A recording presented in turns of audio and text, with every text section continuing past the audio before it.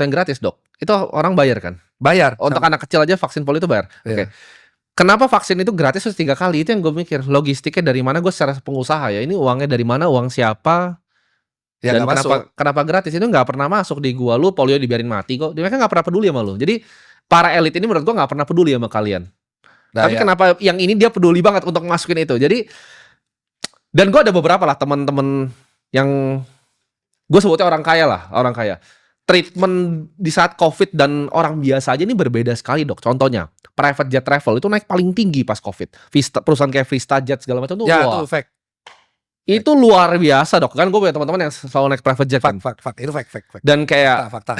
Sebenarnya orang kaya itu nggak terlalu terdampak, Dok. Kayak mereka bisa ketemu keluarganya, naik jet ke luar negeri, landing di Singapura. Jadi nggak pernah ada lockdown untuk orang kaya sebenarnya. Lah ya betul itu, makanya kan. Nah, apakah ini jadi pengkondisian nih untuk orang miskin nih? Makanya itu. Buat karena gini, menurut gue itu banyak yang lucu, Dok. Contoh, lift kebalik-balik. Ini gue tuh nanya bahkan dokter-dokter ya. Gue gak mau sebut nama, gak enak. Banyak yang anggap ini konyol. Dokter Indonesia dan dokter luar negeri.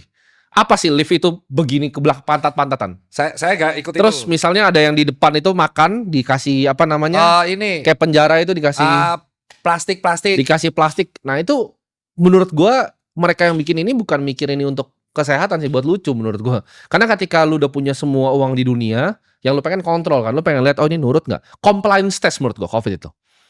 Siapa yang nurut, siapa yang enggak. Jadi lu pantat-pantatan ya. Di lift tuh lucu banget loh, Dok, semua. Mereka bener-bener kayak ikutin loh. Kan gue tiap kali ke mall gue kayak ini orang-orang tolol ya begitu. Terus ketika gue berdiri di tengah ada yang bilang, ada yang kadang tolol gue kan bilang kayak, ini ikutin Mas. Nggak mau saya. Kamu suruh bikin saya ikutin. Dan gue di luar kamera, Dok. Gue nggak pernah pakai masker. Jadi di luar kamera ada yang bilang, oh Timothy dulu pernah ada di pakai masker di kamera. Itu karena teman-teman gue tuh suruh gue pakai, itu pun turun-turun kan. Karena di kamera waktu itu sangat nggak lazim, Dok, kalau di kamera. Habis pasti. Siapapun pasti habis tuh. Tapi gue sebenarnya ketika gue jalan-jalan ke Bali, ini personal gue ya. Gue nggak pernah pakai masker.